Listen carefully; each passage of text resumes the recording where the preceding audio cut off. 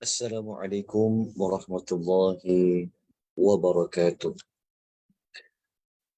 Alhamdulillahilladzi anzala al-furqana ala habibihil mustafa bashiran wa nadhira wa hudan linnasi jami'a. Wassalatu wassalamu ala rasulihil amin wa ala alihi wa sahbihi ajma'in, amma ba'd. Muslimin dan muslimat rahimani wa rahimakumullah. Assalamualaikum warahmatullahi wabarakatuh. Syukur kita kepada Allah Subhanahu wa taala, seperti yang dirancangkan. Kita pada malam ini akan meneruskan pengajian menjejaki kisah cerita 25 Rasul, 25 Nabi dan juga Rasul yang Allah menyebutkan nama mereka dan kisah mereka alaihi wassalatu wassalam di dalam Al-Quranul Karim. Buat pengetahuan tuan-tuan dan puan, malam ini sebenarnya merupakan pengajian siri yang ke-11. Siri yang ke-11 yang mana alhamdulillah 10 siri sebelum ini, iaitu bermula siri yang pertama sampai siri yang ke-10, kita telah sama-sama berjaya menjejaki kisah Nabi Allah Adam alaihi wassalatu wassalam. Ini menunjukkan bahawasanya satu Nabi telah kita selesai menjejaki, tinggal lagi 24 Nabi dan Rasul. Jadi Nabi dan Rasul yang berikutnya yang kita akan sama-sama mencari ceritanya, memahami ceritanya, seperti mana kita namakan dia sebagai jejak Rasul. Malam ni kita akan mula dengan Rasul Nabi Allah Daud alaihi wassalatu wassalam. Kenapa terus pergi kepada kisah Nabi Allah Daud? Kenapa kita tak mengikut jejak Rasul, mengikut sejarah kan? Lepas Adam akan pergi kepada Nuh kan? Kenapa kita tak cerita tentang Nuh? Kenapa kita cerita tentang Nabi Allah Daud?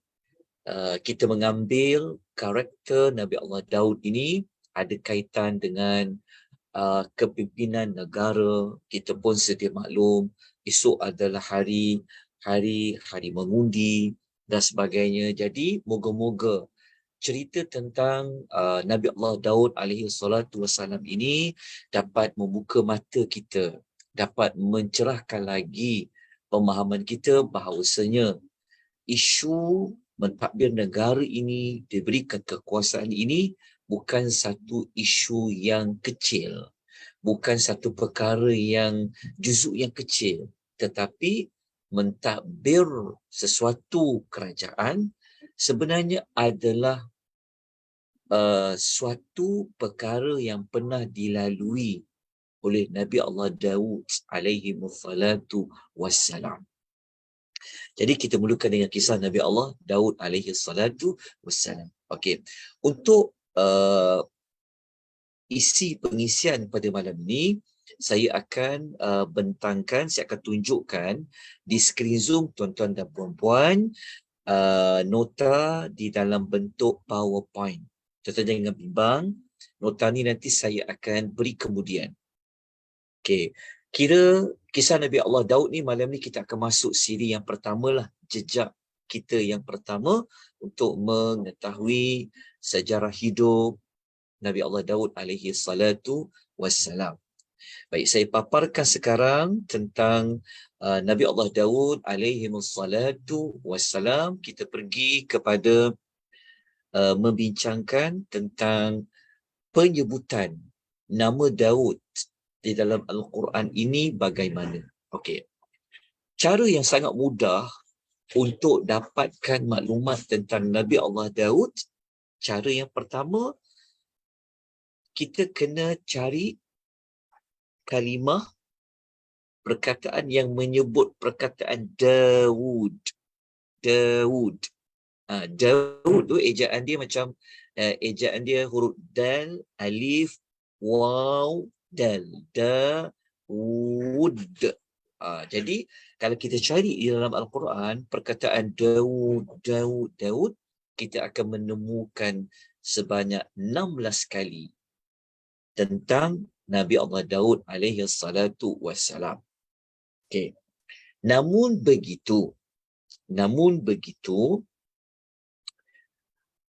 penyebutan nama Nabi Allah Daud yang 16 kali ini sebenarnya cara Allah menyebutnya ada dua cara. Ada dua bentuk. Okey. Bentuk yang pertama, Allah Subhanahu Wa Taala sekadar menyebutkan nama saja.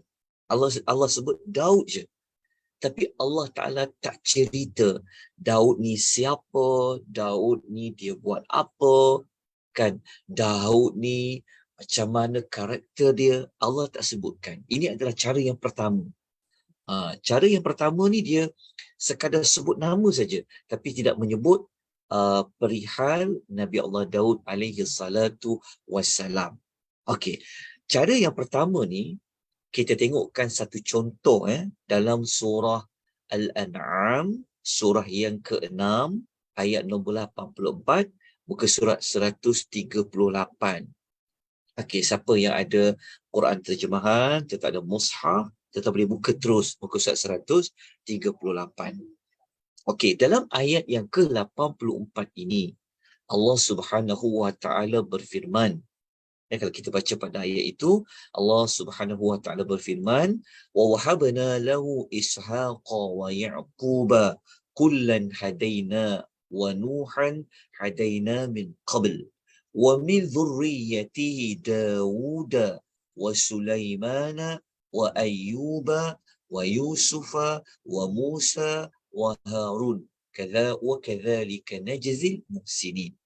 Okey, pada ayat nombor 84 ni kita menemukan dalam ramai-ramai Nabi dan Rasul ni adalah terselit nama Daud. Jadi ini merupakan satu ayat ataupun tempat yang kita boleh temukan nama Nabi Allah Daud. Kita sebut tadi ada 16 kali pengulangan nama Daud, Daud, Daud. Jadi ini satu daripada 16 tersebut. Tapi dalam ayat ini, Allah tidak menyebutkan Daud ni dia buat apa, kisah hidup dia, sekadar sebut nama digandingkan dengan nama-nama Nabi dan Rasul yang lain.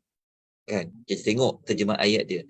Allah SWT berfirman yang bermaksud, dan kami telah menganugerahkan kepada Nabi Ishaq, kepada Yaqub. Okey. Maksudnya Ishaq dan Yaqub ni adalah anugerah Allah yang Allah nak bagi kepada Nabi Ibrahim. Allah juga kata, kami telah berikan juga hidayah kepada setiap seorang. Nabi Ishaq dapat hidayah, Yaqub dapat hidayah. Sebelum itu maksudnya sebelum datangnya Nabi Ishaq, sebelum datangnya Nabi Yaqub, Allah kata, kami juga telah berikan hidayah kepada Nuh dan kepada sebahagian daripada keturunannya, iaitu nya kat situ merujuk kepada Nabi Ibrahim. Keturunan Nabi Ibrahim ni siapa? Daud, Sulaiman, lepas tu disebutkan nama Ayub, Yusuf, Musa dan Harun. Okey. Jadi dekat ayat ini sekadar disebutkan nama Daud, tapi tidak diperjelaskan secara sama ada secara ringkas ke, secara sederhana ringkas ke, secara panjang ke tentang Nabi Allah Daud. Jadi ini adalah cara yang pertama Allah menyebut nama Nabi Allah Daud. Tapi kita sebut tadi peringkat awal, macam mana nak dapatkan kisah Nabi Allah Daud? Kita cari dulu nama yang ada menyebut tentang Daud. Okey.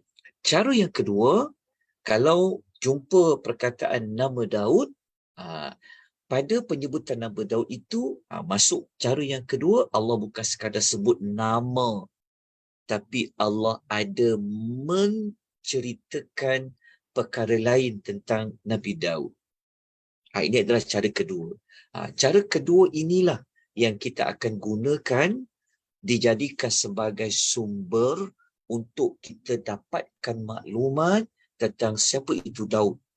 Maknanya kita kena bentangkan ke semua ayat-ayat Al-Quran yang ada mengkisahkan tentang Nabi Allah Daud. Sebab kita nak jejak Nabi Allah Daud ni, maka kita tak akan tinggal walaupun satu langkah, kan?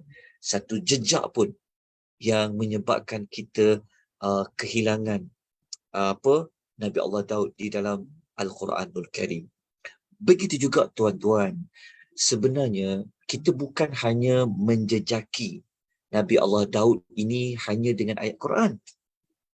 Kita pun sebenarnya akan menjejaki kisah Nabi Allah Daud ini dengan kita merujuk dalam hadis-hadis Nabi yang sahih. Kita jejak melalui dua cara, kan?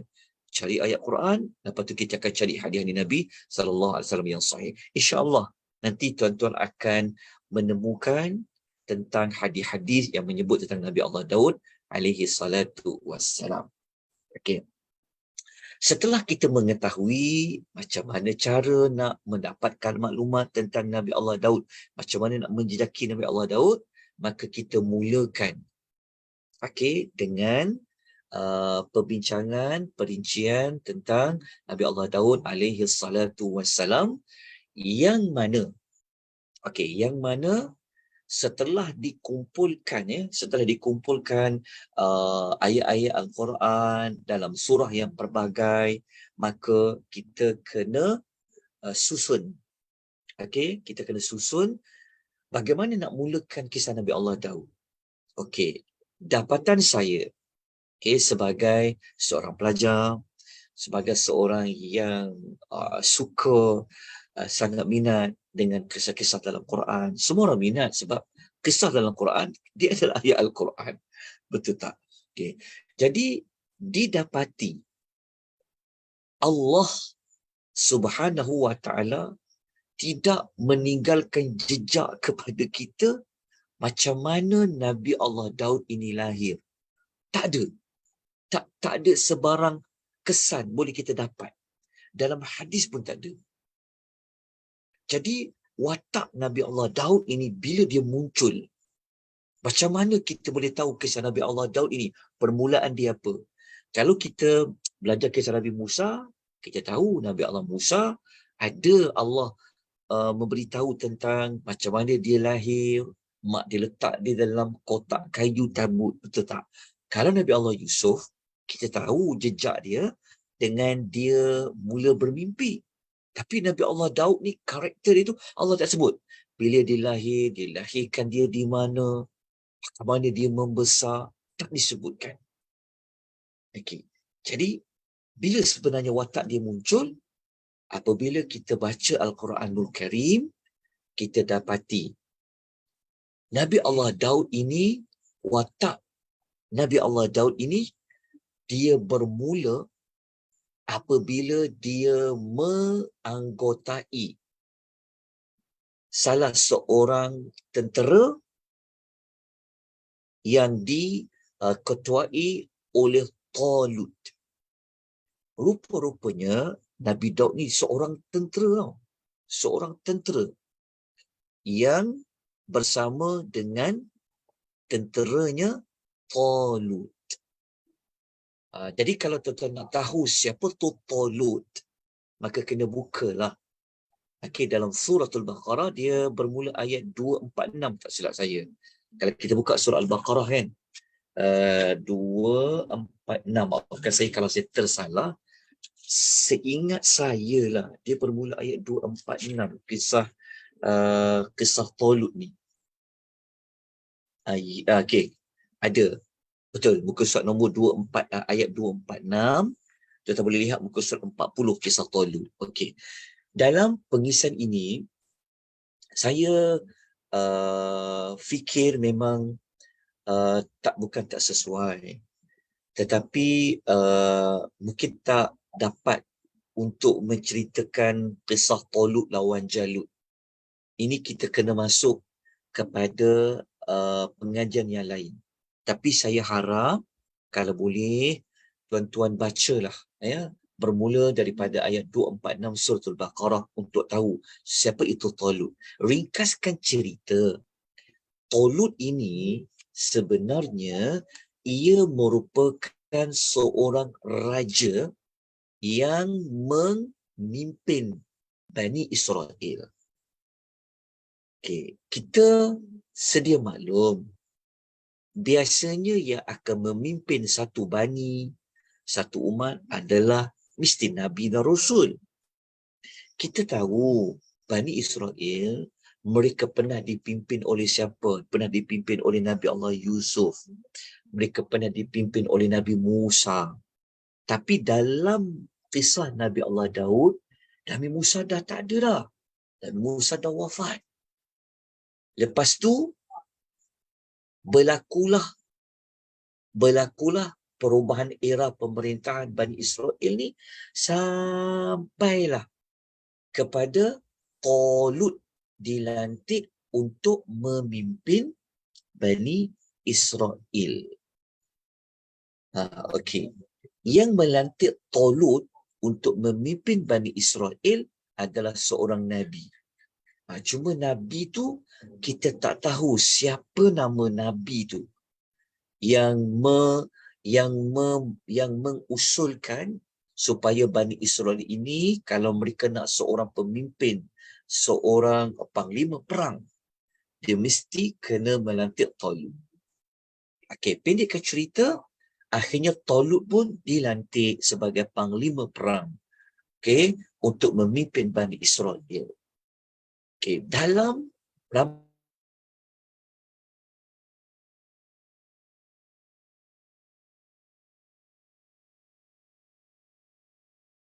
Jalut yang membunuh Jalut ni kita panggil panglima tentera musuh yang lawan dengan Talut. Jadi ketua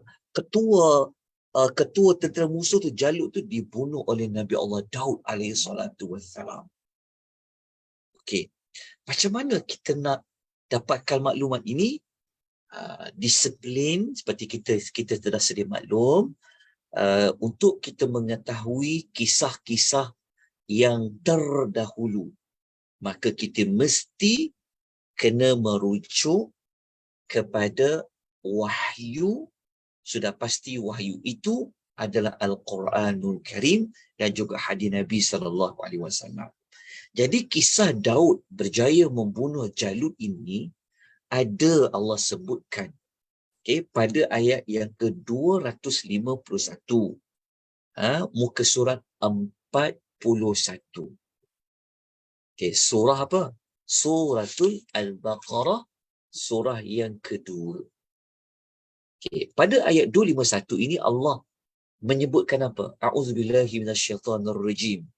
Fahadhamuhum biiznillahi wa qatala Dawudu Jaluta. Kita jumpa nama siapa? Nama Daud dan nama siapa? Nama Jalut. Jadi kalau kita baca terjemahan ayat, Allah kata begini, maka mereka ni siapa? Iaitu tentera Talut. Sebab itu tuan-tuan kena tengok cerita bermula ayat 246. Dia tak jumpa nama Talut. Okey. Jadi Talut ni yang jadi panglima Bani Israel untuk melawan Jalut ini, akhirnya mereka dapatlah kalahkan tentera Jalut. Jalut memang ada namanya Jalut. Kan? Yang mana bagaimana dia kalah? Dengan izin Allah. Maknanya Allah bagi tahu Talut bersama tenteranya dapat bunuh Jalut dengan izin Allah. Siapa yang bunuh Jalut tu? Siapa yang mengalahkan Jalut itu? Allah kata Daud yang telah membunuh Jalut. Bukan panglima tentera nama Talut tu, tapi Nabi Daud. Masa ni Daud boleh jadi Nabi lagi. Dia hanya orang biasa je. Orang tak kenal pun siapa tu Daud. Tengok tuan-tuan. Nabi Daud ni dia bukan orang yang terkenal. Dia tak seperti Talut. Dia orang biasa, tentera biasa. Namun akhirnya nama Daud ini telah menjadi viral, diperkatakan oleh tentera-tentera ketika itu, diperkatakan oleh Bani Israel. Kenapa? Kerana Daud telah berjaya membunuh Jalut. Okey, maksudnya watak bermulanya Nabi Allah Daud, maknanya kita dapat menjejaki kisah Nabi Allah Daud ni dalam perang. Setelah perang itu selesai. Sebelum perang, kita tak dapat cari jejak Nabi Allah Daud. Tak muncul cerita dia. Tak ada. Cerita dia bermula daripada dia berjaya membunuh Jalut. Okey. Selepas Nabi Allah Daud berjaya membunuh Jalut, dia jadi viral, famous dia. Akhirnya, apa yang Allah buat kepada Daud ini? Kalau kita baca Al-Quran tu, Allah kata apa? Wa atahullahul mulka. Jumpa perkataan mulka. Mulka ni macam kita baca surah Al-Mul. Mulka tu lah. Wa atahullahul mulka. Apa yang Allah buat? Allah kata, dan sesudah itu, maksudnya selepas tersebarnya kejayaan Nabi Daud bunuh Jalut, Allah telah memberikan kepada Daud itu apa? Mulka, iaitu kuasa pemerintahan. Tuan-tuan, maknanya Nabi Daud ni daripada orang yang biasa, okey, akhirnya dia menjadi orang yang sangat luar biasa. Dengan izin Allah, Allah beri dia kuasa pemerintahan. Okey, kuasa pemerintahan dekat sini diambil kuasa siapa? Kuasa pemerintahan di sini, kalau kita tengok kepada konteks cerita ini, sebenarnya kata para ulama tafsir, kuasa pemerintahan yang Allah bagi ini sebenarnya adalah Nabi Allah Daud. Dia telah menggantikan tempat Talut. Kita sebut sebelum ini kan, Talut memimpin Bani Israel. Selepas Nabi Allah Daud ini menangnya Talut, Allah berikan kuasa itu pula kepada Nabi Allah Daud. Sebab itu kata para ulama tafsir, Nabi Daud ni dia sebenarnya adalah merupakan raja yang kedua yang memimpin Bani Israel. Setelah Talut pernah memimpin Bani Israel, dan akhirnya Talut inilah yang berjaya, yang berperang dengan Jalut tadi. Kenapa kita kata raja? Sebab dalam ayat tadi kan Allah kata Nabi Allah Daud telah diberikan mulka, kuasa pemerintahan. Ini bukan melalui undi ni. Ini bukan Bani Israel undi nak pilih siapa. Tapi yang ini memang Allah yang memberi kepada dia. Okey. Nabi Allah Daud ni bukan sekadar Allah beri kepada dia untuk memimpin Bani Israel. Raja yang kedua memimpin Bani Israel. Kita baca ayat tu sampai habis. Apa yang Allah beri lagi? Wal hikmata. Dia pun tak kata hikmah kat sini. Wa'allamahu mimma yasha'u. Okey, dalam ayat itu Allah mengatakan Allah bukan sekadar memberikan kepada Daud itu kuasa pemerintahan, tapi Allah bagi kepada Daud itu hikmah. Hikmah dekat sini kata Al-Imam At-Tabari adalah pangkat kenabian. Maknanya Nabi Allah Daud ini sebelum ini dia bukan nabi lah, tapi dia tentera yang biasa. Tapi setelah dia berjaya membunuh Jalut, dapat kuasa, Allah lantik Nabi Daud sebagai nabi. Kita tak jumpa perkataan nabi, tapi kita jumpa pada istilah al-hikmah. Hikmah dekat sini kata Imam At-Tabari adalah apa? Adalah nabi. Lepas tu Allah juga ajar kepada Daud apa saja yang Allah nak ajar kepada Daud. Nanti kita akan perincikan Apa ilmu yang Allah ajar pada Daud? Apa lagi yang Allah nak beri kepada Nabi Allah Daud alaihi salatu wassalam? Okey, berdasarkan ayat ini, dapatlah kita membuat kesimpulan, rumusan dia, bahawa Nabi Allah Daud ini dia memiliki dua pangkat yang besar. Yang pertama apa? Dia adalah merupakan seorang raja. Bahkan mengikut Dr. Salah Abdul Fattah Al-Khalidi, seorang yang pakar dalam bidang Al-Quran, ya, ulama Jordan, terkenal namanya. Beliau ini ada mengulas kisah Nabi Allah Daud ini dalam buku kitabnya Al-Qasasul Qurani.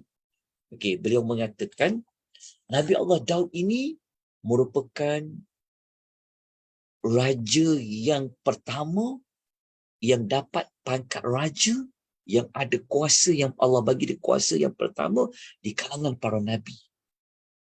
Maksudnya apa? Maksudnya sebelum Nabi Daud tidak ada para nabi dan rasul yang Allah beri kekuasaan. Kalau orang kata Nabi Musa dia tak dapat kekuasaan. Dia tak dapat menguasai Mesir. Dia berjaya melarikan diri daripada Mesir. Kalau orang berkata pula, kalau Nabi Yusuf, kita tahu Nabi Yusuf memang dia mentadbir bumi Mesir, tapi pangkat dia bukan Al-Malik. Kita tahu kisah Nabi Yusuf ni kan, ada seorang raja yang keluarkan dia daripada penjara.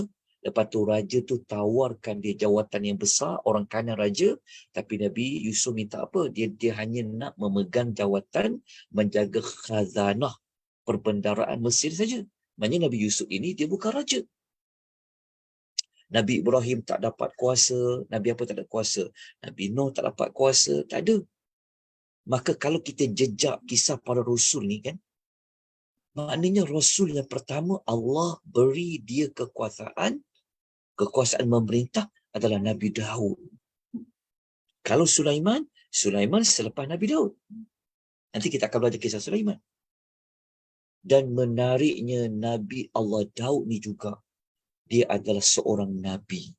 Seperti yang kita ulas tadi pada pengertian kalimah Al-Hikmah, iaitu seorang Nabi. Apa yang kita dapat belajar daripada ayat ini? Rupa-rupanya, kalau jadi Nabi ni, bukanlah hanya nak macam duduk kat masjid sahaja, betul tak? Tak peduli apa yang berlaku kepada masyarakat. Betul tak? Tak nak tahu, tak nak ambil kisah tentang apa yang berlaku pada politik negara. Kadang-kadang kita dengar macam tu kan. Kita dengar dia sampai kata, tak payah ambil kisahlah isu-isu negara ni.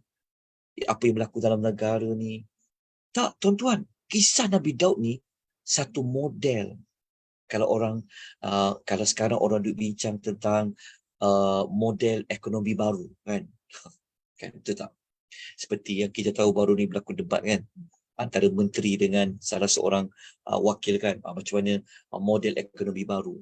Sebenarnya model Nabi ataupun model raja, sebenarnya model itu ada pada Nabi Daud. Maknanya sepatutnya mana-mana raja ataupun mana-mana orang diberikan kuasa, macam mana nak memerintah, dia kena ambil model raja yang dimainkan oleh Nabi Daud. Nanti kita akan masuk siri 2, siri 3 kita akan nampak lebih besar. Ini menunjukkan bahawa walaupun dia seorang Nabi, tetapi dia juga diberi kuasa memerintah. Bahkan nanti kita akan jumpa ada lagi lebih spesifik. Allah panggil dekat Daud ini, dia dapat tugas apa tahu? Dia ada satu tugas, dia ada satu istilah khas Allah bagi kepada Daud. Nanti kita akan ceritakan. Jadi tuan-puan rahimani wa rahimakumullah, isu negara, isu apa yang berlaku pada negara kita ni bukanlah satu benda yang kita anggap bentuk dunia. Bukan orang kata lah dunia je. Tak. Ia pernah dimainkan peranan itu oleh seorang Nabi iaitu Nabi Daud alaihi salatu wassalam. Moga-moga kita dapat dapat mengkaitkan Islam ini bukan hanya menekankan tentang ritual saja, tetapi Islam juga menekankan tentang konsep kekuasaan kenegaraan. Okey, tuan-tuan puan rahimani wa rahimakumullah, kita terus lagi nak terus menjejak kisah Nabi Allah Daud alaihi salatu wassalam. Kita pergi kepada ayat lain, iaitu kita masuk kepada Nabi Allah Daud ini. Allah telah mengisytiharkan dia adalah seorang khalifah. Kita kalau dengar istilah khalifah, kita mesti ingat Nabi Adam. Jawapan dia benar, tepat. Memang Nabi Adam Allah ciptakan sebagai seorang khalifah. Tetapi Allah Ta'ala juga telah menugaskan Nabi Allah Daud ini sebagai seorang khalifah. Okey, kita akan tengok ayat dia sebentar lagi.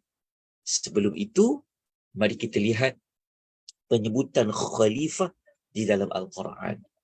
Kita sedia maklum pada ayat yang ke-30 surah yang kedua Al-Baqarah, memang kita tahu Nabi Adam ditugaskan oleh Allah, memang diciptakan untuk menjadi khalifah di muka bumi. Dan juga Nabi Allah Daud pun Allah sebut macam tu, dia sebagai khalifah di muka bumi. Okey, apa rujukan ayat dia? Surah nombor 38 ayat 26. Okey, surah apa?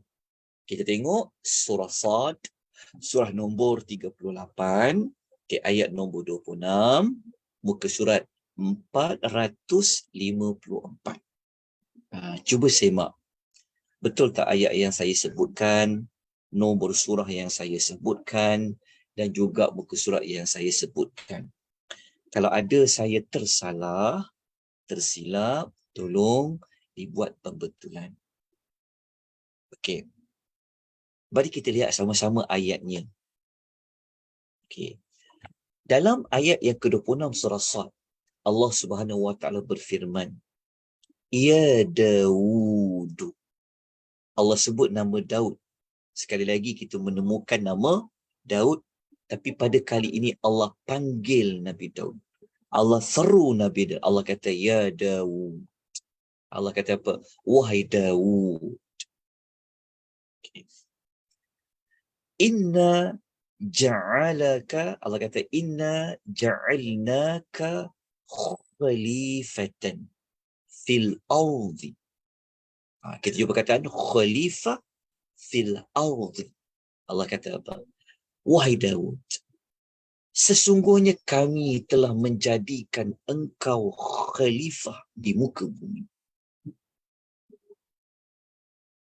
Kalau kes Adam belum jadi lagi, memang Allah isytiharkan Adam nak jadi khalifah secara umum. Tapi kita tahu Nabi Allah Adam, Allah tak sebut apa kuasa dia, ruang lingkup dia apa kan, umum.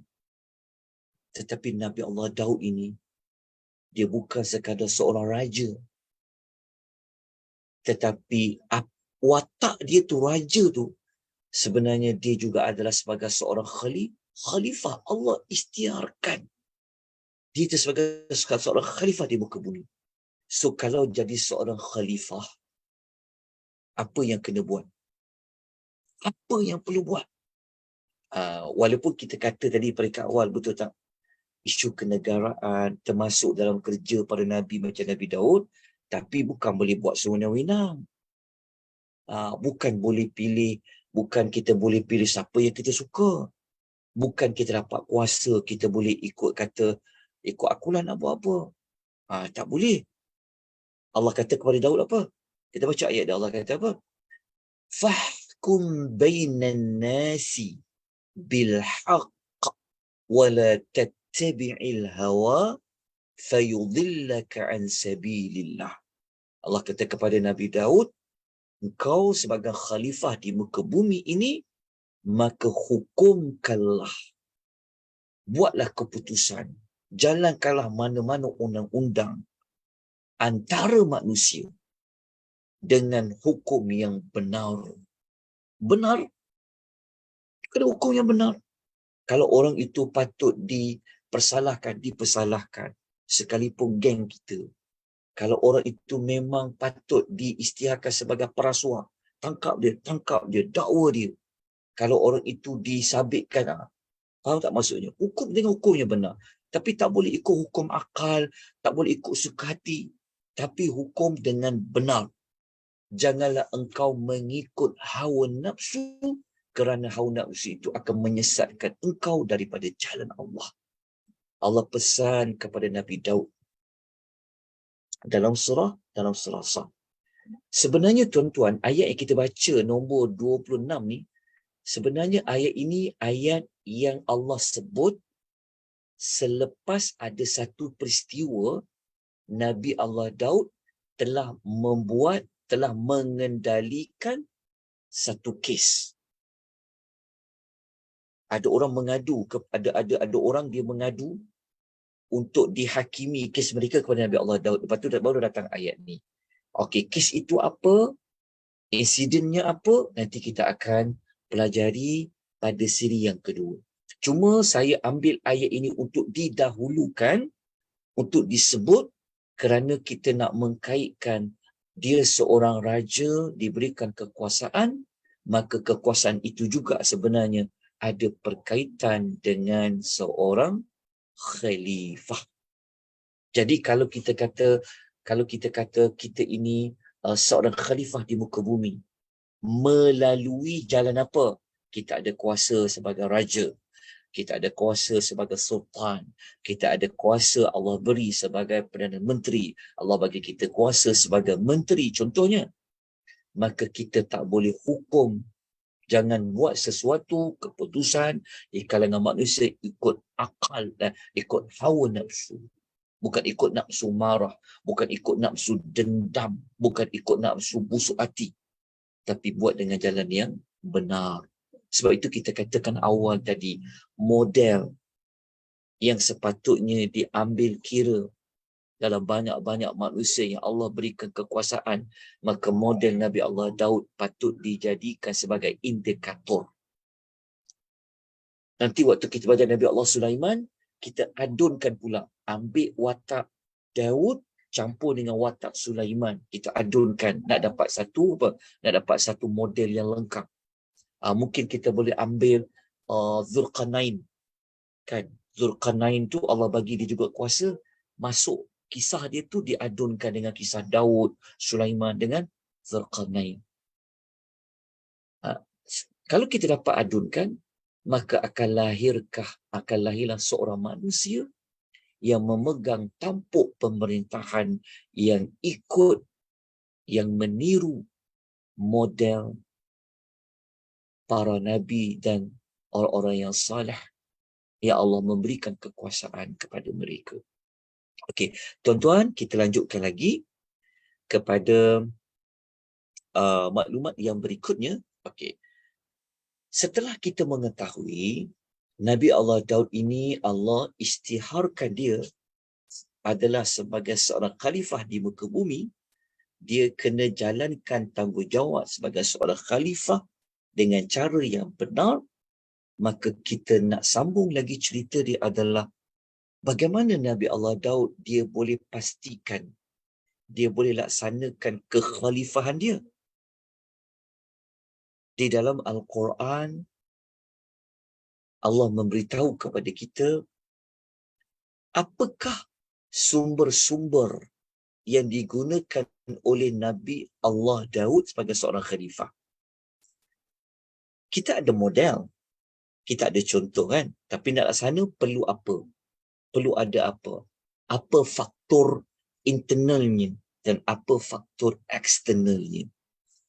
Jadi Nabi Allah Daud ini, Allah telah memberikan kepadanya sumber-sumber tertentu untuk dia berjaya menjadi seorang khalifah, yang khalifah itu diterjemahkan sebagai seorang malik, seorang yang mempunyai kekuasaan sebagai seorang raja. Okey. Jadi apakah sumber-sumber itu? Sumber-sumber itu setelah kita berjaya menjejaki, kan, kita berjaya mengkajinya dengan rahmat Allah, maka ada 6, antara banyak tu 6 yang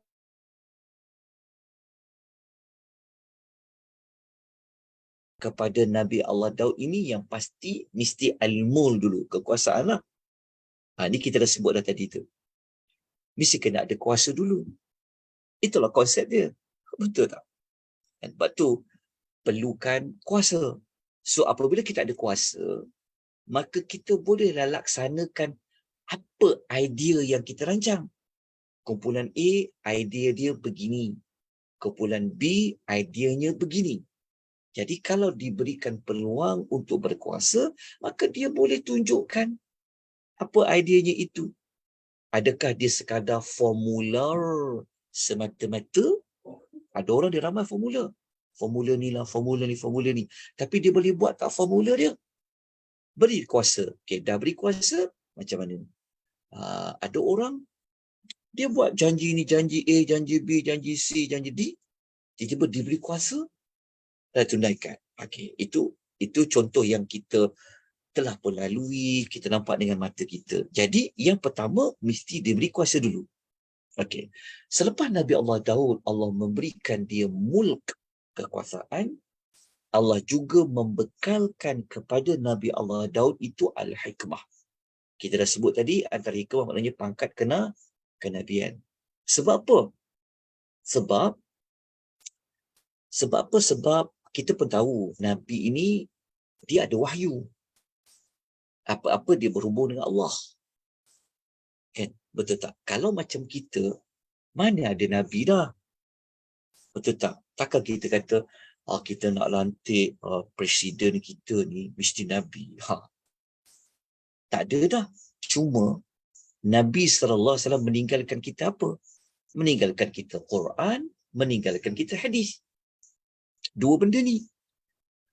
Jadi sepatutnya kita yang Islam, kita orang Islam yang diberikan kekuasaan, gunakan model Nabi Daud ini macam mana dia nak memerintah dengan petunjuk wahyu tadilah. Okey. Yang ketiga, Allah juga membekalkan kepada Nabi Allah Daud ini al-ilmu, knowledge. Sebab tu ia perlu di kalangan orang yang knowledgeable.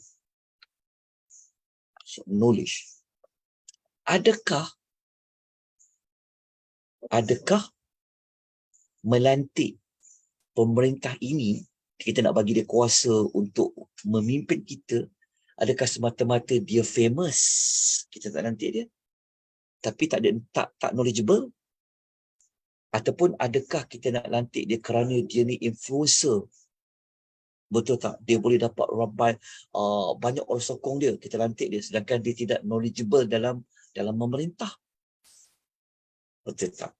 Ataupun dia seorang artis, dia penyanyi, kan tak pernah pun ada knowledge tentang mengurus, tapi sebab dia terkenal, adakah ia calon untuk kita? Contoh, ini sebagai contoh saja. Ataupun bagaimana? Inilah fungsi Al-Quran untuk dijadikan petunjuk. Nanti saya akan sebutkan ketiga-tiga maklumat ini. Ayat Al-Quran Allah sebut apa? Mana ayat dia? Okay, Al-Alim. Cuba. Sebab itu kalau kita nak memerintah, nak memilih siapa, sepatutnya kita kena melihat kepada knowledgeable. Kalau kita nak pilih dia untuk mengurus keuangan, dia ada ilmu keuangan ke?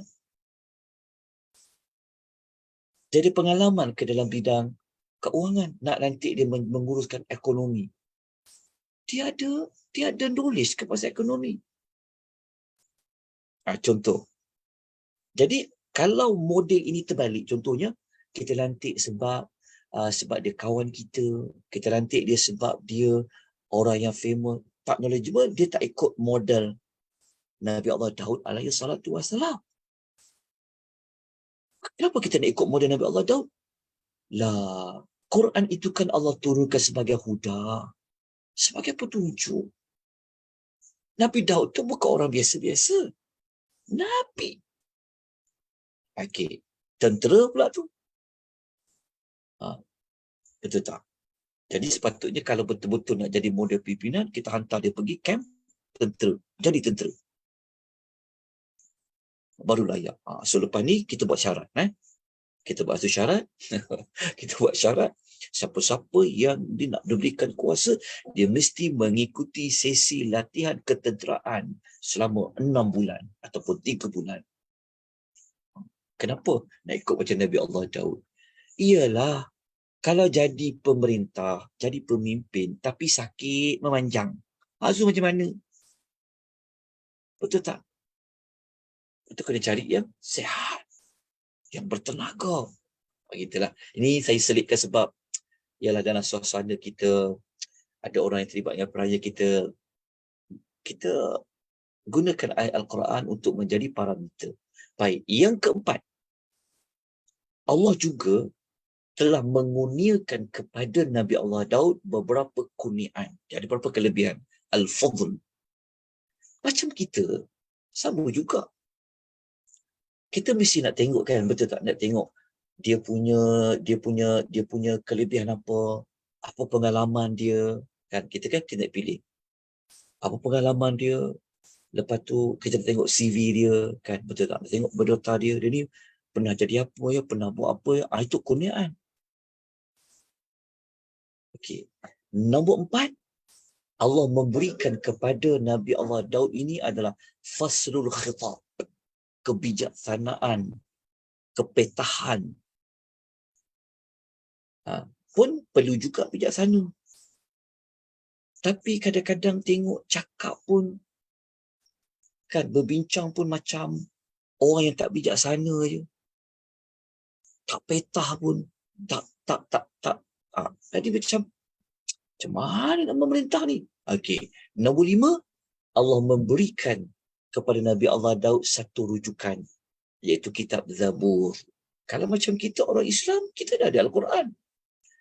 Kita dah ada hadis Nabi SAW. Tetap.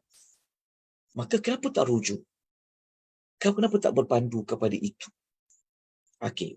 Jadi dah dapat kelima-lima ni. Okey, kelima-lima ini 1, 2, 3, kenapa 1, 2, 3, 3, 4, 5? Dah pening dah saya ni.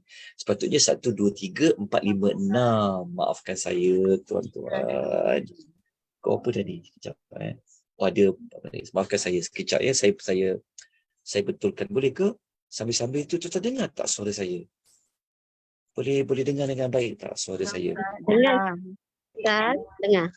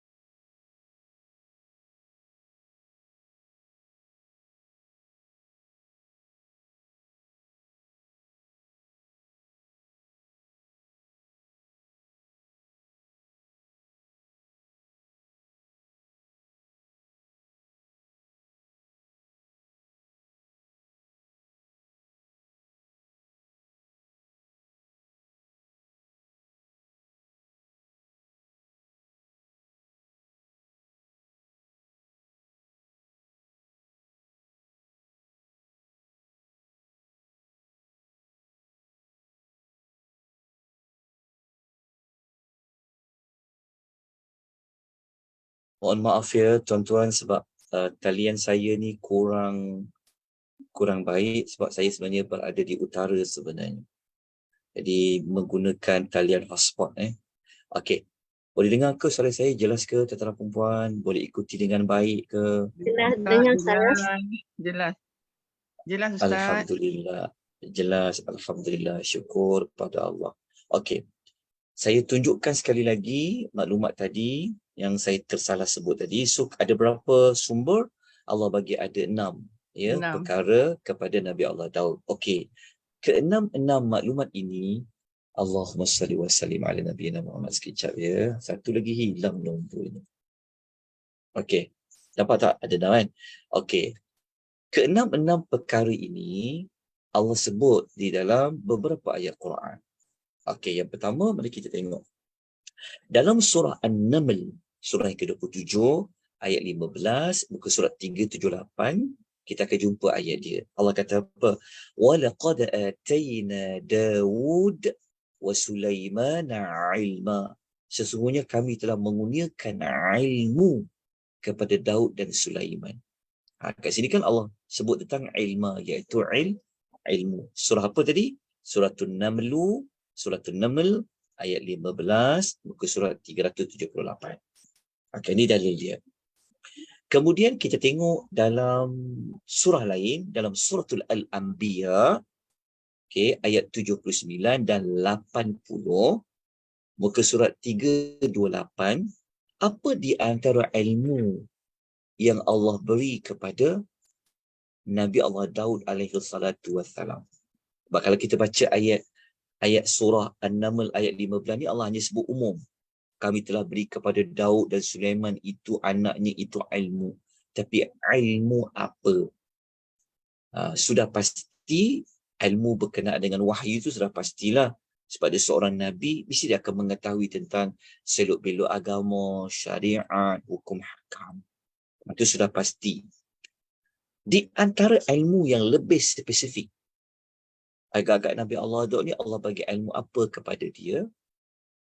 Kalau Nabi Allah Yusuf, kita tahu Allah beri dia ilmu, pandai dia mentadbir sumber makanan. Nabi Allah Yusuf ni seorang yang pakar dalam security food kan. Untuk memastikan makanan itu berjaya wujud pada tempoh 7 tahun yang kemarau. Dia jaga, dia betul-betul menguruskan. Jadi Nabi Allah Daud ini apa kepandaian dia, apa ilmu yang Allah beri kepada dia? Maka ayat 79 dan 80 memberikan kita jawapan. Okey, jawapannya kita lihat dahulu ayat 79. Sekali lagi Allah menerangkan wa kullan atayna hukman wa ilma. Maka kami telah berikan kepada Sulaiman kefahaman dan masing-masing dari mereka berdua. Mereka berdua tu siapa? Sulaiman dan bapaknya Daud, iaitu hikmah. Hikmah telah kita ulas tadi, dan juga ilma, iaitu ilmu. Sekali lagi tuju pada ilmu. Okey, ilmu tentang apa? Kita sambung ayat yang ke-80. Ayat 80 Allah mengatakan apa? وَعَلَّمْنَاهُ صَنْعَةَ لَبُوسٍ لَكُمْ لِتُحْصِنَكُمْ مِنْ بَأْسِكُمْ فَهَلْ أَنْتُمْ شَاكِرُونَ. Dan kami telah mengajarkannya, siapa dia? Daud, membuat baju besi untuk kamu. Yang baju besi itu kalau kamu pakai untuk menjaga keselamatan kamu dalam peperangan kamu. Jadi Allah telah beri knowledge kepada Nabi Allah Daud untuk apa? Bagaimana dia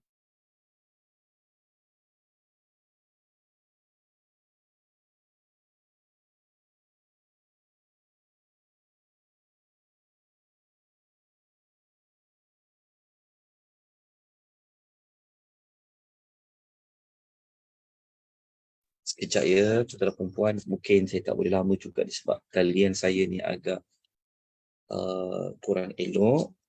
Kita ada 1 minit lagi lah kot ya. Dah sampai sejam. Kita boleh sambung minggu hadapan. Okay, kita tengok. Sekejap. Saya habiskan tadi maklumat tadi. Alhamdulillah. Nampak tak slide saya papar ni? Nampak Ustaz. Nampak tak? Nampak. Okay. So dalam ayat ini, Allah telah memberikan ilmu kepada Nabi Allah Daud untuk membuat baju besi. Baju besi ini mampu menjaga keselamatan kamu dalam peperangan. So kalau ayat ini kita pakaikan kepada zaman yang terkini, maknanya knowledge apa yang perlu ada bagi seorang yang Allah berikan di kekuasaan. Kalau Nabi Musa, Nabi Daud, dia buat baju besi, kalau perang, nyawa terselamat. kan sebab baju besi ini menghalang atau melindungi daripada ditusuk oleh pedang ke panah ke. Jadi apabila kita pakaikan ayat ini pada konteks zaman sekarang, maknanya rakyat ini dia perlu dipastikan selamat apa? Selamat pada nyawanya, selamat pada apa? Nampak tak? Jadi kita memerlukan seseorang yang memikirkan keselamatan orang yang di bawah takbirnya. Maka Allah memberi ilmu membuat baju besi kepada Nabi Allah Daud. Okay. Kemudian Allah mengajak kepada Bani Israel supaya mereka mensyukuri akan nikmat Allah beri kepandaian daripada seorang raja yang ada kuasa, bahkan seorang Nabi pula tu pandai menjaga keselamatan mereka ketika berperang. Okay. Bagaimana baju besi itu Nabi Allah Musa boleh lakukan? Dia buat bentuk macam mana? Kita kena sambung maklumat tu pada kelas yang akan datang. Dia memang dia boleh buat baju besi, tapi bentuknya macam mana? Nanti kita akan jumpa ayat yang dia boleh ayam, dia boleh menganyam apa? Dia boleh jadi besi tu dia ada bentuk dia. Bentuk dia macam ni lah saya tunjukkan, tapi kita akan bincang pada kuliah yang akan datang lah. Bentuk dia macam ni. Kan kita nak jahit kan? Nak jahit, masukkan satu besi.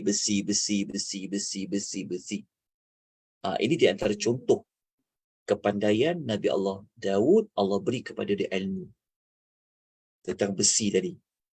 Okey, tapi kita akan baca pada ayat yang lain lah.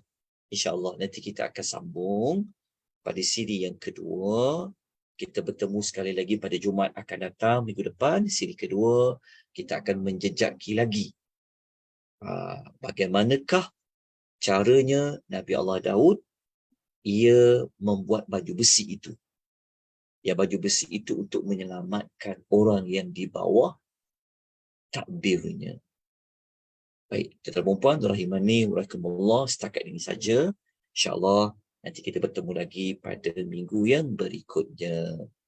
Ada sebarang soalan, ada sebarang pertanyaan, tuan-tuan puan, perlukan apa-apa penjelasan lain, silakan. Kalau ada.